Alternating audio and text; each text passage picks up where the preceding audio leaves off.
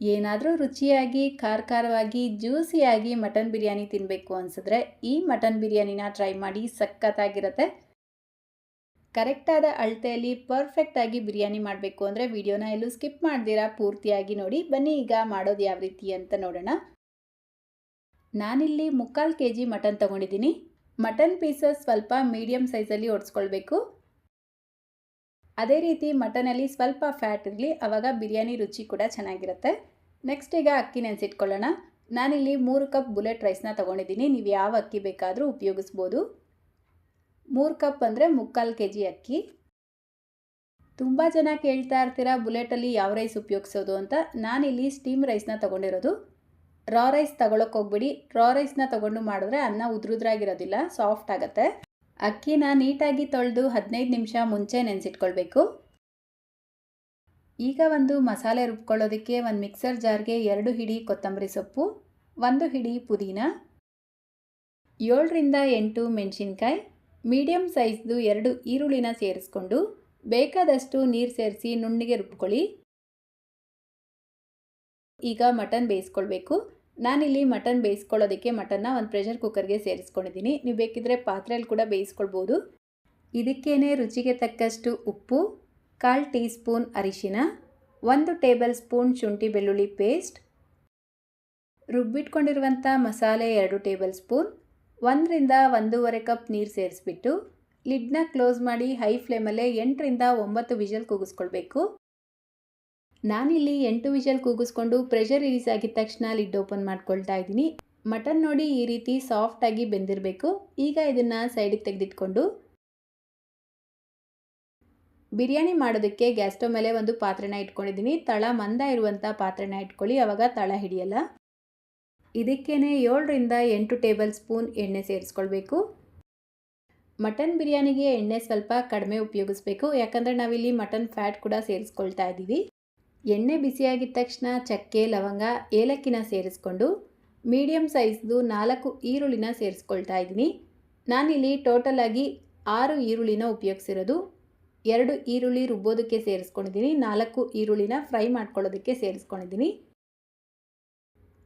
ನೋಡಿ, ಈರುಳ್ಳಿ ಬಣ್ಣ ಈ ರೀತಿ ಲೈಟಾಗಿ ಚೇಂಜ್ ಆಗ್ತಾ ಇದ್ದಂಗೆ ಇದಕ್ಕೆ 1 ಟೇಬಲ್ ಸ್ಪೂನ್ ಶುಂಠಿ ಬೆಳ್ಳುಳ್ಳಿ ಪೇಸ್ಟ್ ಸೇರಿಸ್ಬಿಟ್ಟು ಫ್ರೈ ಮಾಡ್ಕೊಳ್ಳಿ.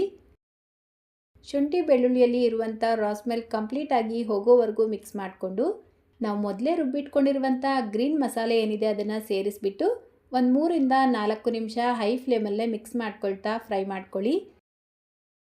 ನೋಡಿ, 3-4 ನಿಮಿಷಗಳ ನಂತರ ಇದಕ್ಕೆ ಮೀಡಿಯಮ್ ಸೈಜ್ದು 2 ಟೊಮೆಟೊನ ಪೇಸ್ಟ್ ಮಾಡಿಬಿಟ್ಟು ಸೇರಿಸ್ಕೊಂಡಿದ್ದೀನಿ.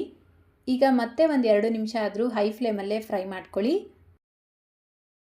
ಈಗ ನೋಡಿ, ನಾವು ಸೇರಿಸ್ಕೊಂಡಿರುವಂಥ ಮಸಾಲೆ ಫ್ರೈ ಆಗಿ ಈ ರೀತಿ ಎಣ್ಣೆ ಸಪ್ರೇಟ್ ಆಗಿರುತ್ತೆ. ಈಗ ಇದಕ್ಕೆ 1 table spoon Kashmiri red chilli powder, ಅರ್ಧ ಟೇಬಲ್ ಸ್ಪೂನ್ ಅಚ್ಕಾರದ ಪುಡಿ, 1 ಟೇಬಲ್ ಸ್ಪೂನ್ ಬಿರಿಯಾನಿ ಮಸಾಲ ಪೌಡರ್ನ ಸೇರಿಸ್ಕೊಳ್ತಾ ಇದ್ದೀನಿ. ಈಗಾಗಲೇ ನಮ್ಮ ಚಾನಲಲ್ಲಿ ಯಾವ ರೀತಿ ಬಿರಿಯಾನಿ ಮಸಾಲ ಪುಡಿ ಮಾಡೋದು ಅಂತ ವಿಡಿಯೋ ಶೇರ್ ಮಾಡಿದ್ದೀನಿ. ಲಿಂಕ್ ಬೇಕಿದ್ದರೆ ಡಿಸ್ಕ್ರಿಪ್ಷನ್ ಬಾಕ್ಸಲ್ಲಿ ಕೊಟ್ಟಿರ್ತೀನಿ, ಅಥವಾ ಅಂಗಡಿಯಲ್ಲಿ ಸಿಗುವಂಥ ಬಿರಿಯಾನಿ ಮಸಾಲ ಪುಡಿ ಕೂಡ ಸೇರಿಸ್ಕೊಳ್ಬೋದು. ಈ ಮಸಾಲೆ ಪುಡಿ ಎಲ್ಲ ಸೇರಿಸ್ಕೊಂಡು ಈ ರೀತಿ ಚೆನ್ನಾಗಿ ಮಿಕ್ಸ್ ಮಾಡಿಕೊಂಡು ಈಗ ಇದಕ್ಕೆ ನಾವು ಬೇಯಿಸಿಟ್ಕೊಂಡಿರುವಂಥ ಮಟನ್ ಸೇರಿಸ್ಕೊಳ್ಬೇಕು. ಮಟನ್ ಬೇಯಿಸ್ಕೊಂಡಿರುವಂಥ ನೀರು ಸೇರಿಸ್ಕೊಳ್ಬಾರ್ದು, ಬರೀ ಮಟನ್ ಮಾತ್ರ ಸೇರಿಸ್ಬಿಟ್ಟು ರುಚಿಗೆ ತಕ್ಕಷ್ಟು ಉಪ್ಪು ಸೇರಿಸ್ಕೊಂಡು ಈ ಮಟನ್ ಪೀಸಸ್ನ ಮಸಾಲೆ ಜೊತೆಗೇ ಒಂದು 2 ನಿಮಿಷ ಫ್ರೈ ಮಾಡ್ಕೊಳ್ಳಿ. ನೋಡಿ, ಈ ಮಸಾಲೆ ಎಲ್ಲ ಫ್ರೈ ಆಗಿ ಈ ರೀತಿ ಮಸಾಲೆಯಿಂದ ಎಣ್ಣೆ ಸಪ್ರೇಟ್ ಆಗಬೇಕು. ಈಗ ಇದಕ್ಕೆ ನೀರು ಸೇರಿಸ್ಕೊಳ್ತಾ ಇದ್ದೀನಿ. ಯಾವ ಕಪ್ಪಲ್ಲಿ ಅಕ್ಕಿ ಅಳತೆ ಮಾಡ್ಕೊಂಡಿದ್ರೋ ಅದೇ ಕಪ್ಪಲ್ಲೇ ಸೇರಿಸ್ಕೊಳ್ಳಿ.